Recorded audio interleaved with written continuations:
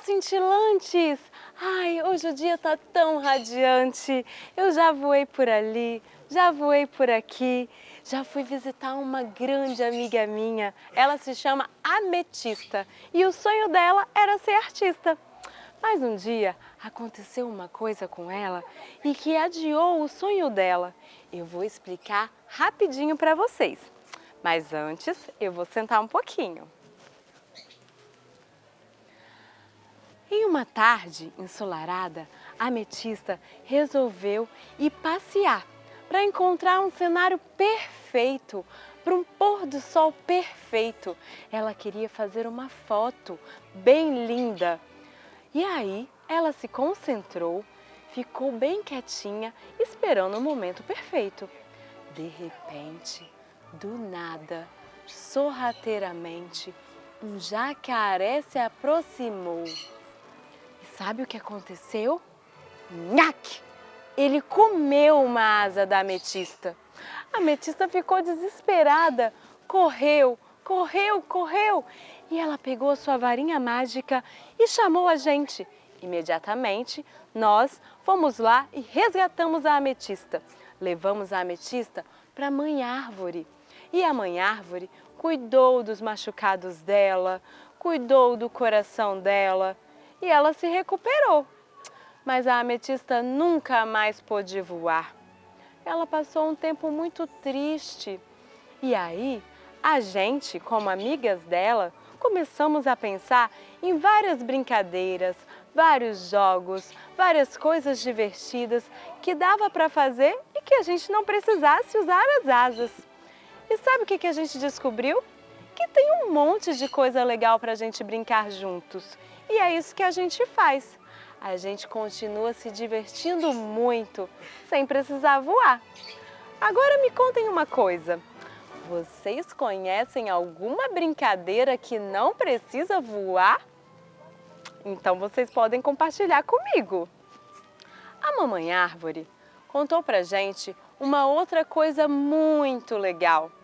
Ela falou que o nosso verdadeiro poder não está na nossa asa, está dentro de nós. E com ele, a gente pode voar para qualquer lugar. Vocês sabem como é que é o nome desse poder? É a imaginação. E eu vou contar um segredo para vocês. Todas as fadas e todas as crianças têm esse poder mágico da imaginação. Mas a gente precisa fazer uma coisa para a gente conseguir usar esse poder mágico. A gente precisa treinar. Sabe como é que se treina a nossa imaginação? Brincando. A gente tem que brincar muito para conseguir usar a nossa imaginação e voar para todo lugar. A ametista me ensinou também uma outra coisa muito legal. Ela me disse que coisas ruins podem acontecer com a gente. E quando acontece, a gente sempre encontra um outro jeito de brincar e se divertir. Não é legal? Então, agora eu tive até uma ideia. Eu vou lá na casa da ametista, vou convidar ela para um piquenique e quem sabe ela não faz um desenho incrível meu. Eu nem contei para vocês, né? A ametista conseguiu virar artista e hoje em dia ela faz desenhos incríveis. Ela usa a imaginação e a sua varinha mágica. Vamos lá ver se ela faz um desenho incrível meu também, né? Beijinhos cintilantes e até a próxima! Inclusão é o ato ou efeito de incluir, ou o simples gesto de não excluir e nem permitir que ninguém à sua volta seja excluído. Mas esse gesto, ele necessita de empatia e muito respeito para entender que todo mundo tem suas especificidades. É necessário acolhimento e conhecimento para reconhecer as ferramentas que podem e devem ser usadas. Devemos ser conscientes para construir um ambiente inclusivo. Diversas políticas e medidas legislativas e jurídicas têm sido construídas no mundo a fim de eliminar a exclusão social. Inclusão, como você já percebeu, é o tema de desenvolver desta semana e eu te convido a se envolver de fato nessa discussão. Porque não se trata de falar de patologias, mas do direito a todos, de tudo a todos. E é por isso que nessa conversa de hoje, quem está comigo é o advogado Sebastião Viganò Neto, que já há anos trabalha com casos de famílias que têm os seus direitos impedidos, desrespeitados. E também conosco a Leide Pires, que é mãe de autista. Eu aproveito e já começo a conversa com você, Leide, porque imagino que o diagnóstico do transtorno do espectro autista, ele lance luz, né? Ele esclareça muita coisa, ele responda muitos questionamentos que já vieram, que já vinham permeando a família, mas também causa um pouco de receio do que pode vir. Como é que foi na sua família? O impacto foi muito grande. Receber o diagnóstico de que seu filho é autista gera muita confusão na gente, porque você fez, meu Deus, como eu não percebi, onde eu falhei. Mas ao mesmo tempo esclarece, como você falou, muita coisa e você vê o mundo de possibilidades aparecer para seu filho, porque você vê que tem algo diferente, mas você sabe o que pode ser esse algo diferente. E quando vem o diagnóstico, que você procura o tratamento, que você se esclarece, procura estudar sobre o assunto, aí tudo fica mais claro, sabe? E aí você vê também conviver diariamente com o preconceito. É muito difícil para nós pais. Então hoje, quando eu falo de autismo, quando eu defendo a pessoa com deficiência, né, ou a pessoa que tem alguma síndrome, é para a gente combater esse capacitismo, né, que é aquela ideia de que a pessoa com autismo, a pessoa que tem algum transtorno mental, ela não consegue estudar, nem trabalhar, nem viver em sociedade. Então hoje eu luto para que as pessoas tenham mais informações.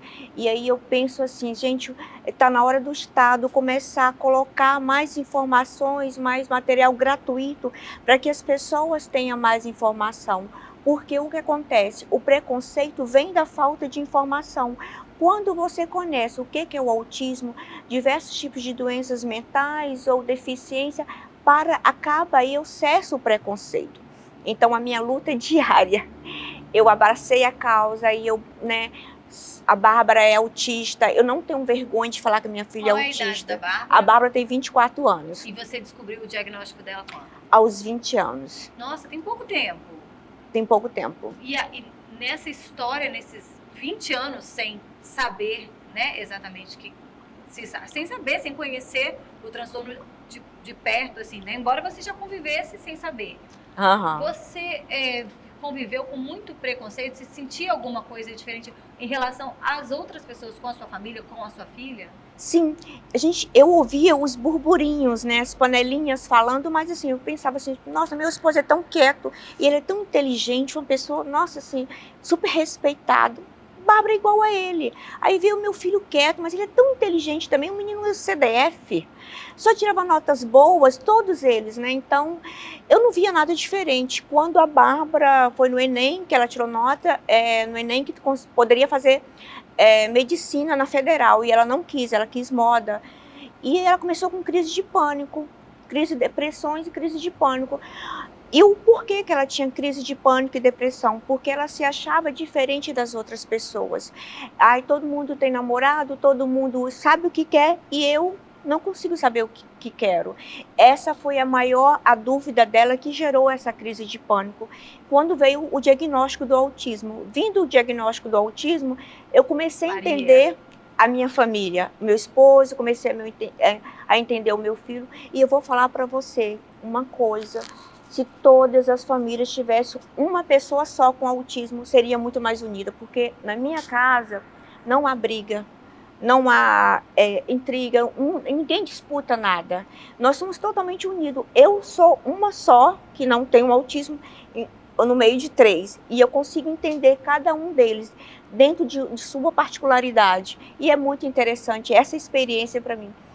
Eu cresci muito como ser humano, eu passei a estudar mais, e comecei também eu mesma a ver as outras pessoas de uma forma diferente. Clareia, né? Clareia exatamente. A gente aprende a respeitar também o outro. Então, e aí quando você teve esse diagnóstico, a gente que lida muito com isso também, qual foi o suporte que você conseguiu e como que você fez para ter acesso ao suporte que a Bárbara precisava? Porque a gente sabe que tem o diagnóstico e o tratamento, mas tem outros suportes também que a pessoa precisa para a interação social, para se descobrir e para desenvolver. Então, quais os suportes que você conseguiu acessar e quais as dificuldades que você teve nesse processo de conseguir acessar o que ela precisava para se desenvolver? Na época que Bárbara teve o diagnóstico, foi com a Leila Landgraf, uma psicóloga maravilhosa, neuropsicóloga que eu amo, né? E então, ela tem a clínica Despertar, que tem todo esse suporte. Então, a Bárbara fazia terapias de rua, terapias de consultório, e trabalho de socialização, terapias em grupo. Então, ela teve todo um suporte da clínica Despertar para que ela conseguisse se desenvolver. E nesse meio tempo, cada terapia que ela tinha semanal, a cada 15 dias, eu também fazia uma terapia dentro da clínica para aprender a lidar com o autismo e aprender a conhecer mais sobre o assunto. Então, assim, suporte, gente, eu tive demais. E tenho até hoje, se eu precisar, tô com uma duvidazinha, eu ligo, ela me atende, sabe? Então, assim, eu tive toda uma bagagem. Graças a Deus, eu tive essa sorte, né, de poder ter esse apoio. Então a gente aproveita e já inclui o seu Sebastião, doutor Sebastião. Sebastião.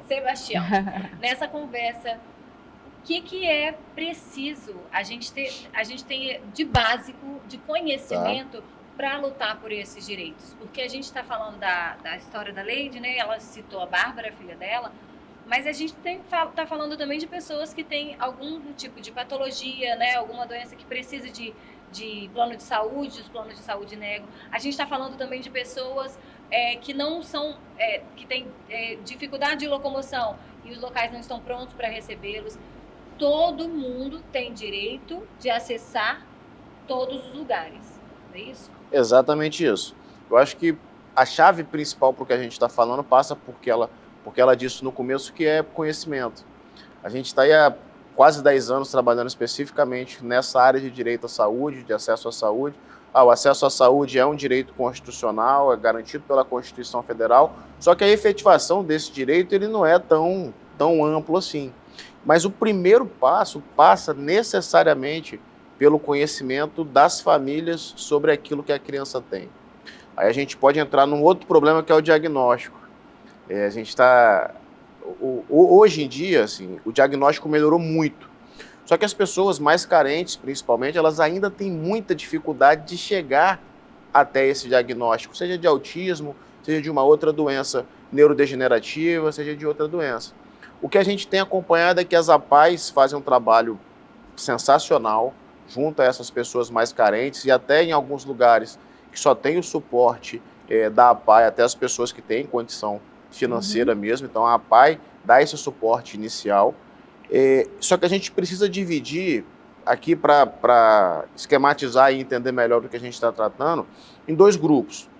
Vamos tratar das pessoas que têm plano de saúde, vamos tratar das pessoas que não têm o plano de saúde. A gente está falando de desigualdade também, né? A gente está falando de desigualdade, mas, por exemplo, hoje em Vitória, aqui onde a gente está, a rede pública municipal de ensino presta um atendimento muito melhor para as pessoas com deficientes do que as redes particulares. Eu ia até aproveitar para falar sobre isso, né? Sobre o atendimento educacional especializado, que é um direito também, né, conseguido pelas pessoas pela lei da inclusão, e que muitas vezes esse direito não tem sido acessado pelas famílias que têm o direito.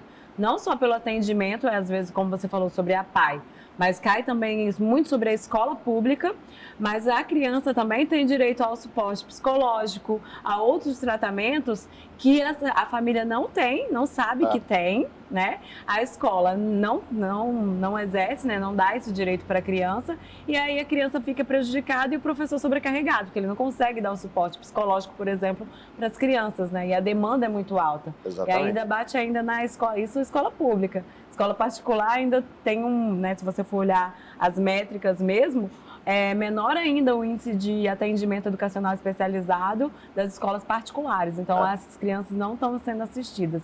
E aí, quando a família depara com isso, não tem essa lei, né, não está sendo cumprida, o que ela pode fazer? Como ela pode conseguir?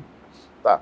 Na rede pública, essa discussão ela é relativamente mais tranquila juridicamente, porque você tem instrumentos processuais e legais para exigir que o serviço, que o órgão público, que o Estado, que o município, dependendo da situação, coloque um profissional especializado dentro da sala de aula. Porque um dos direitos, acho que a coisa mais básica ali é que aquela pessoa com autismo ou com outro tipo de transtorno, ela precisa ter uma atenção especial.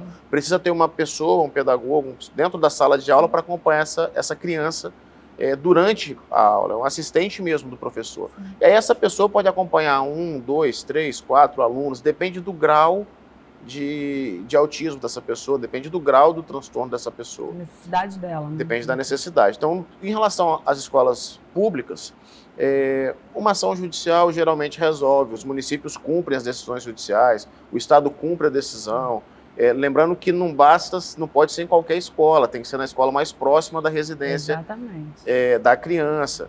Quando a gente trata de escolas particulares, esse direito existe, só que a efetivação desse direito ela se torna um pouco mais difícil, porque você entra numa questão financeira.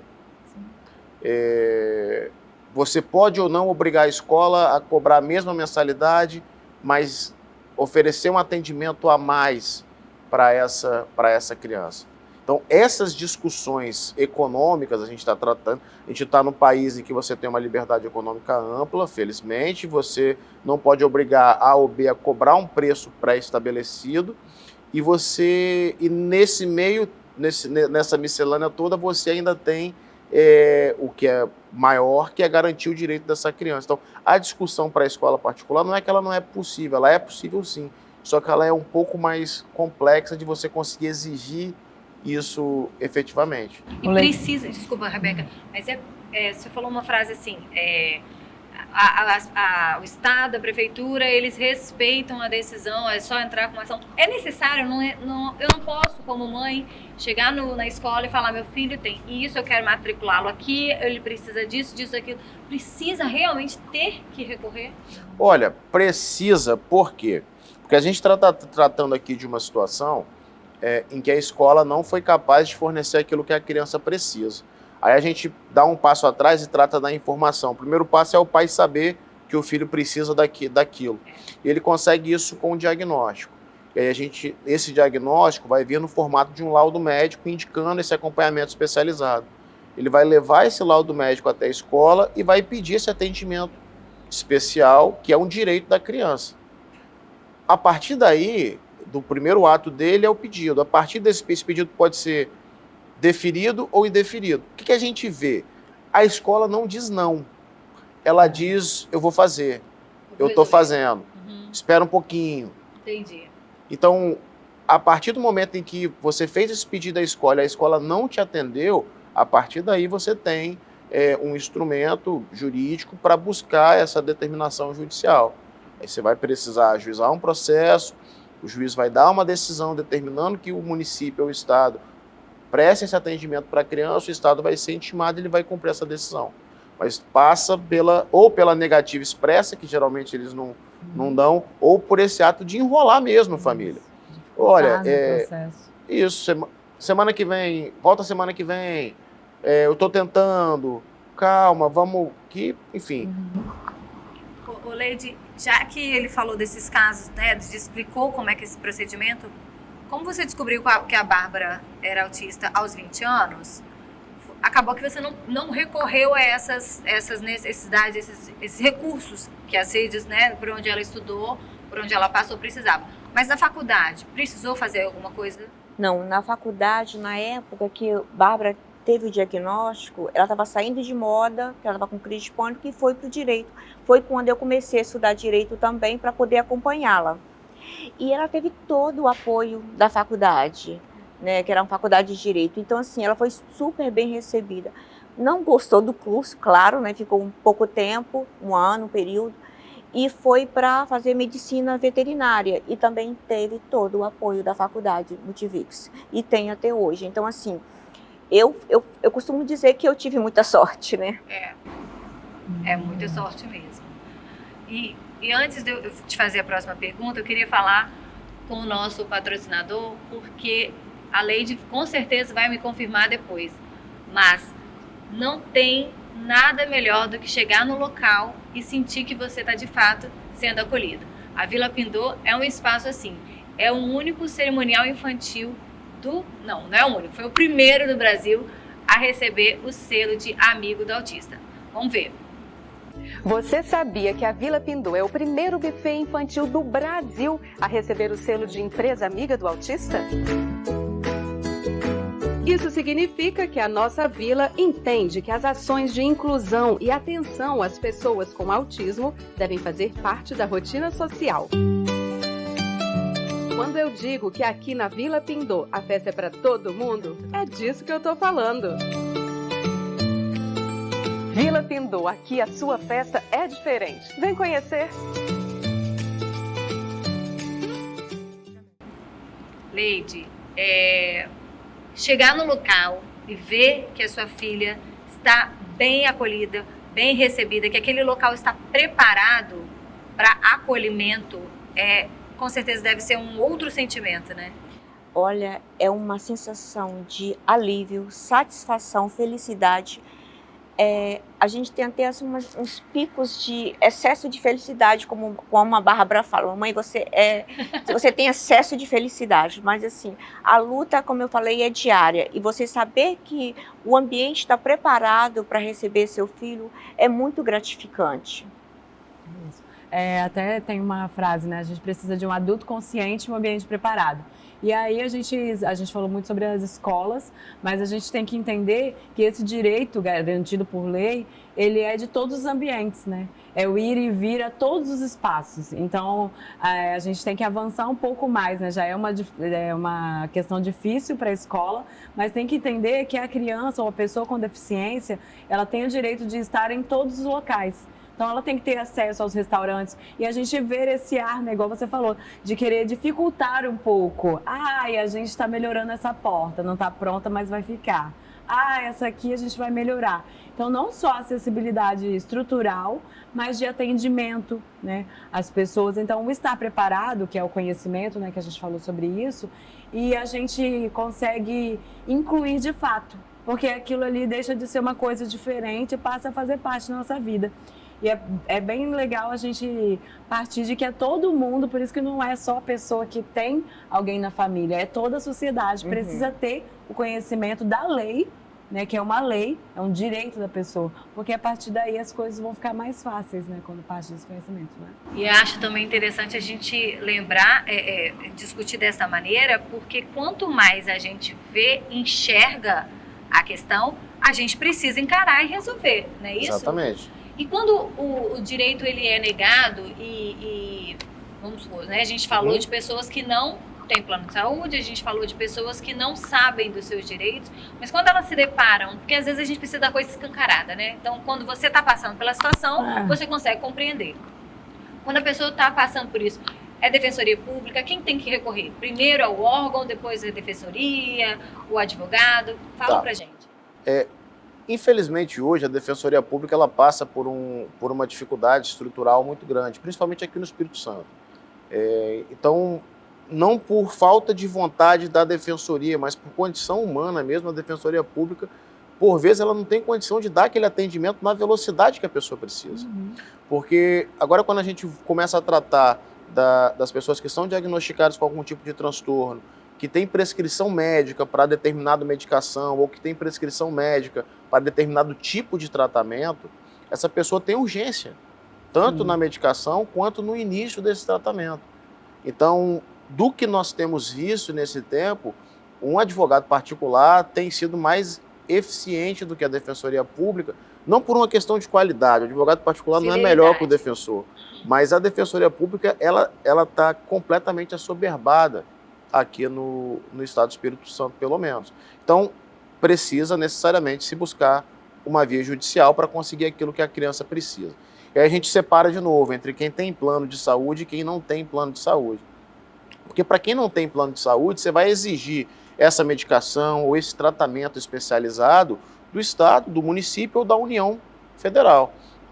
Então você precisa procurar um advogado de posse dos laudos médicos, indicando o diagnóstico, do laudo médico prescrevendo o tratamento, e aí esse advogado vai dar início a um processo judicial para conseguir a popular liminar, que é uma decisão judicial proferida de maneira rápida, que garanta ou não o tratamento que ele está pedindo. Um detalhe muito importante, assim, a gente compreende a angústia da família, a gente compreende que a família quer sempre o melhor para o seu ente querido, para o seu filho, só que quem define o tratamento é o médico. Então, não raras vezes, nós nos deparamos com situações em que o médico prescreve uma coisa, mas na cabeça da família ela quer outra. E aí nós, enquanto advogados, nós não temos como atender a família de um jeito diferente do que aquilo que o médico está prescrevendo. Porque é a prescrição técnica ali de um profissional que vai definir o que a criança precisa ou aquilo que a gente consegue pedir para o juiz. Quando a gente trata de plano de saúde, aí nós temos algumas situações diferentes. Porque, por exemplo, o exemplo do autismo é perfeito. Tem um tratamento do autismo que é sensacional, que é o método ABA. Sim. Hoje já conhecido, mas há 5, 6, 7, 10 anos atrás, ainda era um tratamento inovador. Como existem tratamentos inovadores hoje para outros tipos de doença. Os planos de saúde não forneciam esse tratamento porque diziam que ele estava fora do rol da ANS.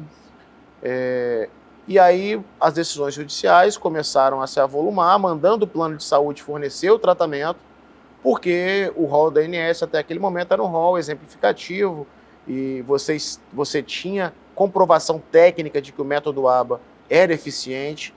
A unanimidade, as famílias que passaram por nós e que fizeram esse tratamento com esse método dizem que realmente é uma coisa muito diferente, faz muita diferença na vida da criança. E aí os planos de saúde começaram a criar centros dentro do plano de saúde, criar centros para prestar esse atendimento pelo método ABA. O que aconteceu? Por um determinado momento, esse tratamento passou a ser eficiente. Só que, com o passar do tempo, enquanto na clínica particular a criança ficava 1 hora com o profissional, na clínica do plano de saúde ela ficava 30 minutos, 20 minutos, havia uma limitação de tempo. Então, não raras vezes, o tratamento que o plano de saúde oferece, ele não consegue atender aquilo que a criança precisa. A criança, às vezes, precisa de um tratamento especializado naquilo. Não é qualquer fisioterapeuta que pode prestar, que pode atender uma criança de 6 meses de idade, de 1, de 2 anos, com problemas neurodegenerativos. Precisa ser um fisioterapeuta especializado. E o plano de saúde não tem esse tipo de fisioterapeuta.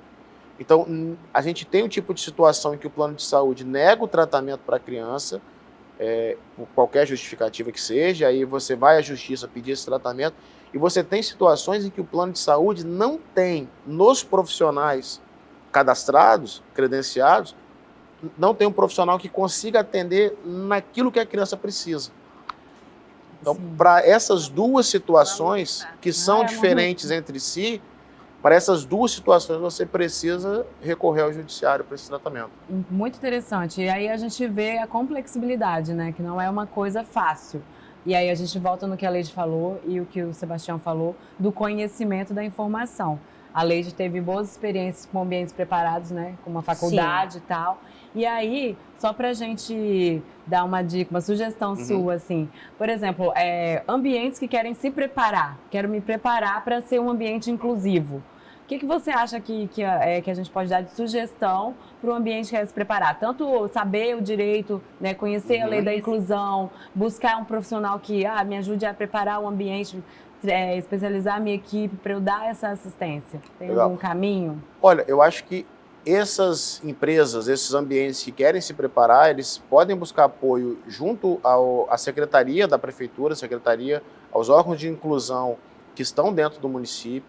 Ele pode buscar apoio junto ao próprio Ministério Público e ele pode buscar apoio junto a instituições como a APAE, por exemplo. Sim. Porque é como se fosse um pedido de ajuda. Olha, eu quero me adequar, como que eu faço? Se você quer cumprir uma norma pública, nada melhor do que você procurar um órgão público perguntando a ele o que você precisa fazer para se adequar. Porque dentro dessas instituições você tem os profissionais os terapeutas, os psicólogos que vão te auxiliar Já nesse estão ali processo. caminhando nesse processo, né? Não Exatamente. precisa fazer uma coisa, não, eu vou ter que criar aqui. A solução está ali, eles já estão fazendo. Então a gente tem que se ajudar. São pessoas, exato, são pessoas que estão acostumadas a fiscalizar ambientes e dizer o que está errado ali. Sim. Então, quando você vai até eles e fala, olha, eu não sei se eu estou certo, mas se eu não tiver, eu quero ficar, me ajuda. É o melhor, na minha concepção, é o melhor jeito de você se adequar. E evita o embate, né? Porque aí você já está caminhando junto. Exato. A gente vai caminhando para o final, mas antes da gente encerrar, eu queria... primeiro eu vou ler alguns dados, mas perguntar para a Leide a última pergunta. Você fez faculdade de administração, de marketing, mas aí a Bárbara entrou na faculdade de Direito, você resolveu fazer a faculdade de Direito e se formou. Isso foi para estar mais preparada para os seus filhos, para o que vem pela frente? Foi uma forma também de buscar esse conhecimento que a gente veio falando aqui? O que foi? O que te motivou? Na verdade, eu tinha feito administração, marketing, fiz MBA. Quando Bárbara começou com as crises de pânico dela, e ela queria voltar a estudar, mas não conseguia ficar na faculdade por medo, quando ela tinha um momento de crise. E aí veio a ideia, eu falei assim, gente, por que estudar? Né? Estudar é bom demais. Falei, filho, eu vou fazer faculdade de Direito com você. Meu esposo, não. Falei assim, vou. E aí eu fui para a faculdade de Direito, amei o curso, me apaixonei, e a Bárbara não conseguiu ficar. Não gostou, foi para Medicina Veterinária, eu concluí o curso, e ela está terminando Medicina Veterinária agora. E o que você tem a dizer para as famílias que se deparam com o diagnóstico? Abraçar o seu filho, aceitar a condição do filho, é o primeiro passo para que o seu filho desenvolva. Porque o que eu vejo muito é os pais, eles negarem o diagnóstico do filho. Esse é o passo mais difícil. Então, quando você aceita o diagnóstico, você vê, meu filho é diferente e ninguém precisa ser igual mesmo. Exato. Então, tudo muda. Então, assim, eu nunca vi algo diferente na Bárbara que fosse nada esquisito. A minha filha é normal. Ela tem uma condição que é o autismo. Ninguém precisa ser igual mesmo, então vamos abraçar e fazer o que for de melhor para que ela tenha uma qualidade de vida boa, ela e nossa família. Isso aí. Não há mais tempo da gente silenciar, como a gente viu aqui, a importância da informação, do conhecimento, para a gente fazer com que o desenvolvimento aconteça, de fato, né?